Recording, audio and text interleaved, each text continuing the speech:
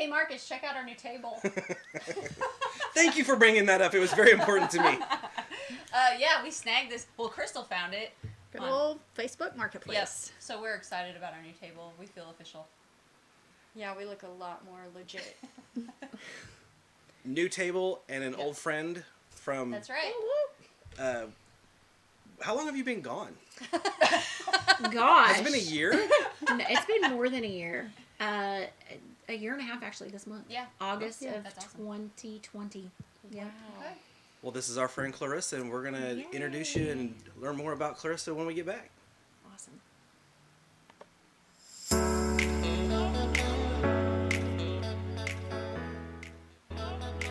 Our mission is to promote strategies and policies which ensure improved health for all citizens of Nowata County.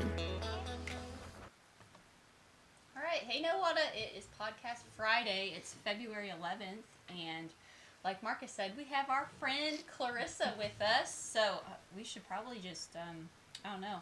Well, so February is Teen Dating Violence Awareness Month, and so we are going to talk about that today. But I guess we need to turn it over to Clarissa because she's kind of our... Has a background in that. Yep. I'm kind of a big deal. She's... Yes, she is. Awesome. No. So, Clarissa, who are you, and what do you do? Okay. So, hey everyone. Hey Nowata. Good to be back. I've missed homeland. So I'm Clarissa Sumter, and I work with Quapaw Nation in Miami, Oklahoma. And I basically do domestic violence and sexual assault advocacy for anyone in Ottawa County. So you don't even have to be a tribal member or affiliated with any tribe. You just have to live in our county. It is a grant through OVC, which is Office on Victims of Crime. And then I also worked with the VAWA grant, which is Violence Against Women Act. And so basically we just serve any age group as long as they live in Ottawa County, male or female, any type. I do all of the legal side of it. So I basically accompany people to visits with attorneys, all of their court visits, court dates, trials. We do everything from divorce, protective orders, custody cases, basically anything associated with DV, sexual assault. We also do stalking, harassment, and human trafficking. Wow. That is a lot. That's some heavy stuff. Yeah. How do you and your coworkers, how do you guys handle that? How do you deal with that? I mean, that's got to be a lot of stuff that you take home with you, you know? Yeah, there's definitely hard days. I mean, there's days I go home and cry, for sure. We try to once a month get together with all of the tribes that have our same program, and the workers within that. We get together once a month and we call it like a self-care day. So we kind of just like have a meal together, and then we do like maybe like a little project, just something fun to kind of like, and then talk about some cases and how we can better serve our clients, and just getting some stuff out to like, everything is very, private, but you know, we'll just be like, we had this case, and without saying names or going into anybody's privacy. So there are tough days, but there's also really rewarding, because I feel like you're helping people get out of situations, and just kind of some of my clients have become like really close friends, and like they'll tell you they love you, and like you form an actual relationship with them. And so you're just kind of helping people, you know, like get back on their feet and like start over. Essentially, a lot of times they're really starting over from scratch. And so we have another program. I do all the legal side, but we have another grant that helps with those like immediate needs, like housing and food and clothing and shelter, and like those basic human needs. And so I kind of work hand in hand with the lady that runs that. And so it's just a great, the tribes have some really great grants that are able to help with those situations. That's awesome. Yeah. That's awesome. Because sometimes you're probably family to them. Right. Some of them don't have family. You're the So only yeah, one so they have, yeah, exactly. So I had to do like a yearly report yesterday, and you have to kind of report at the end, like, I guess, strengths and weaknesses, I guess. And that was like the thing I said in the very last paragraph was, some people legitimately and we don't think about these things because most of us have family and like a support system, but some of them really have nobody. I mean, they truly don't have like parents or siblings, or they haven't been here very long and they don't have a friend group, and so you kind of become like that person, you know, that they're that they like their friend. That's why I say, like, you know, you become friends with them. And so and just to see people, you know, kind of just grow and get housing and get transportation and acquire, you know, jobs or job skills, it's pretty rewarding. Yeah, that's awesome. Is that one of the main factors you see in people staying in those types of relationships, is because of not having family? And so I think a good support system is a huge part of it. I think there's a big financial piece. I think a lot of times, you know, one or the other is a breadwinner, and so it's difficult to leave situations sometimes if you have no income, and that kind of goes into DV. There's a lot of like control that usually goes along with that. Yep. So, you know, one or the other partner will like withhold funds, or, you know, they don't have, you know, the money to leave, or, you know, there's a lot of reasons. I mean, people that have children together, people stay for the children. Again, yeah, support system is huge if they have nowhere to flee to. We do have one domestic violence shelter in Miami. Due to COVID, there was a lot of restrictions as far as they couldn't be, you know, at capacity. They had to kind of limit how many people could stay, but they are almost always full. I mean, I think the year and a half that I've been with this job, I've called one time that they've had an opening. I mean, every other time they're full. So it gets tough as far as, I think the nearest shelter is, I think there's one in Tahlequah, Oklahoma. There's Tulsa, you know, places like that, but it's a huge issue is affordable housing, having a safe place to go, you know, having that support system like I talked about, and even transportation. Just getting out of that immediate situation is a big hurdle. So are you on call? Oh, you know, because obviously, how does that work? So technically, I mean, I have a work cell phone. I think the first weekend I had it, I took it back into my boss and said, "Here you go, like you can have this back." Because people just at any point, you know, domestic violence isn't an 8 to 5 thing, Right?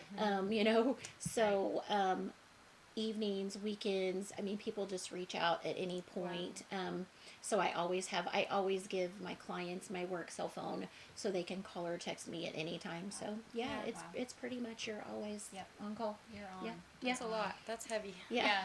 So, I mean, we thought that this was an appropriate topic to talk about, domestic violence, just because, you know, Valentine's Day is coming up, and, you know, and since it is Teen Dating Violence Awareness Month, we thought we would bring that up. Just, we see all the kids going to the flower shop and, you know, getting their sweethearts Valentine's stuff. So, I guess, what are some, if we're talking to parents about their kids who are dating, what are some, like, warning signs they need to look for that might, like, clue them into, you know, something's not right in that relationship that their teen has with somebody else? I mean, whether it's physical, emotional, whatever. So I would say some warning signs would be if your teenager is in a relationship and their personality kind of dramatically changes. Like if they're normally outgoing and social, and then they just kind of start to withdraw or be more introverted. If their grades, I would say grade changes, like grades dropping, would be a huge, like, you know, warning sign that something could be wrong. Some behaviors to look for, I would say, is if the person they are dating is very controlling, or, you know, jealous. Jealousy is a big thing, and I think a little bit of jealousy in any relationship is probably normal, but I mean, you have to talk to your kids about, there's a difference in like, you can't wear that, why are you wearing that type of situation. We had this conversation at my house recently. There was an instance I was told about where a young girl, her boyfriend wanted all of her social media logins. I don't trust what you're doing on there. And I said, No, that's a huge red flag. That's a huge red controlling. flag. Yeah. And I contacted the parent and I said, hey, I just want you to know, I want you to be aware this is going on. Right. Because to me, it's obvious that Right. that's a red flag. Right. Yeah. If you're with somebody that needs your passwords and is like wanting to look in your phone and go through your stuff, I mean, to me, that's a huge trust issue, and could be a very big, control issue as well. So I would say changes in your teen's behavior from their normal personality, traits. So like I said, like grades dropping, being more withdrawn when they weren't, not wanting to spend time with family or friends or do activities that they normally love. Those could all be, I feel like those could all be warning signs of just, if they are in a relationship, maybe kind of see what's going on. Yeah. And we should say this isn't, like a lot of times I think people just think this is happening to like teen girls. Oh, definitely But not. it can be the reverse. Absolutely. Teen boys can really be affected by their Definitely. significant other. Yes, I have a teenage boy myself, and luckily he has a very sweet girlfriend.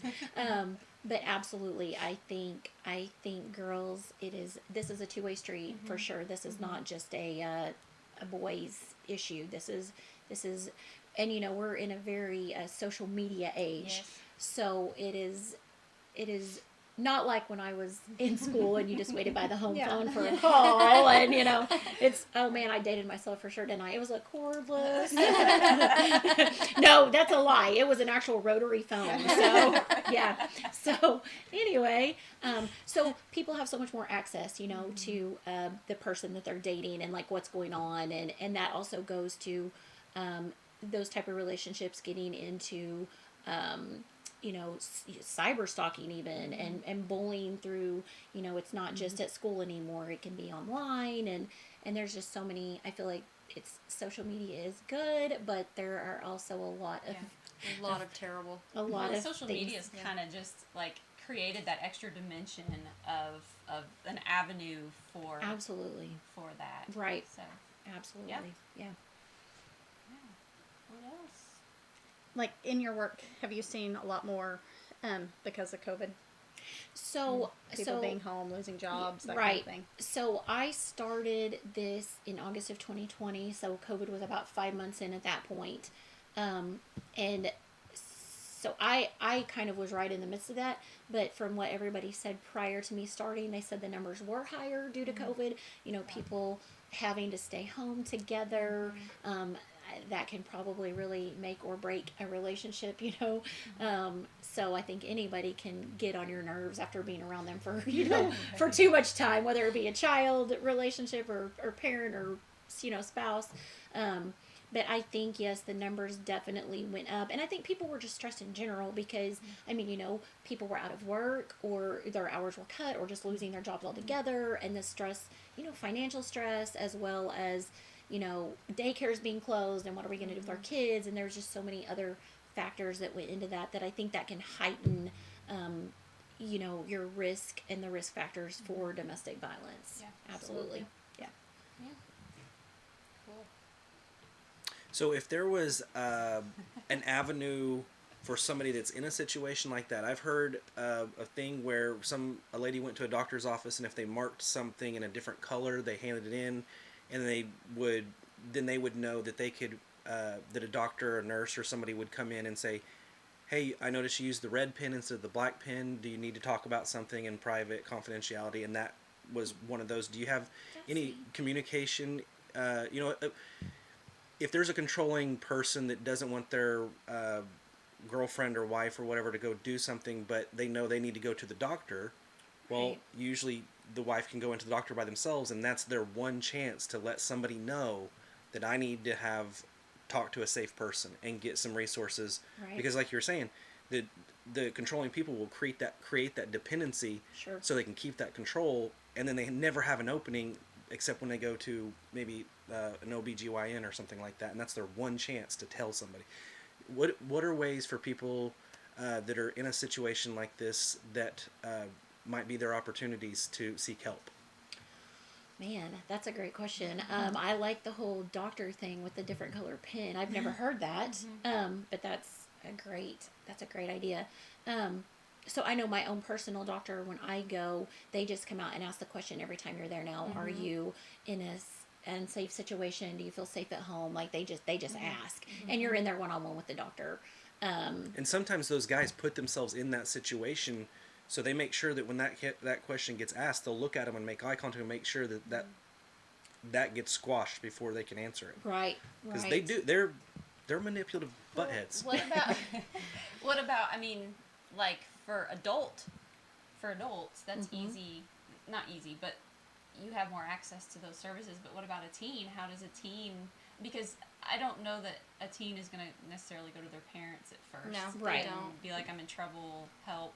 Right. I think so. As far as teens go, I think it's difficult for a lot of them to go to their parents, not because they don't have a good relationship with their parents, but as a teenager, and you don't want to be made to break up. Right. Yeah, and you don't want you think it's going to get better, and you don't want your parent or guardian to think badly of the person that you're with, right. because then if you break up and you get back together and your parents know all of this information that you told them, they're not going to be supportive more than likely of that relationship.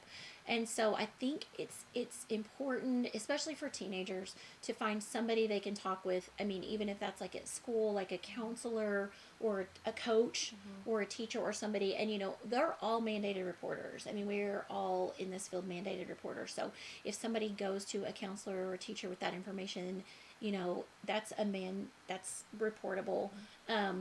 So as far as adults, though, getting away, so most of my clients, I would say probably 100% of them, to be honest, have a cell phone. And so, we may have issues with transportation and housing, but most everyone has a cell phone. And so I have never ran into the situation where they haven't had at least a moment to be able to call like law enforcement or call 911 if there was a situation. And so I personally have not had anybody tell me that. They've been able, we have a lot of, as far as law enforcement, like we have our local police department, we have the sheriff's department that is located in our town, and then we also have tribal police. So like I work for Quapaw Nation, and we have our own tribal police department. So we have Quapaw Tribal Police Department, we have Miami Nation Police Department, we have Eastern Shawnee Police Department, we have Wyandotte Nation East Police Department, and these are all just within Ottawa County. So we have lots of law enforcement presence. So I think people have been able to at least make that phone call that they need to and get away.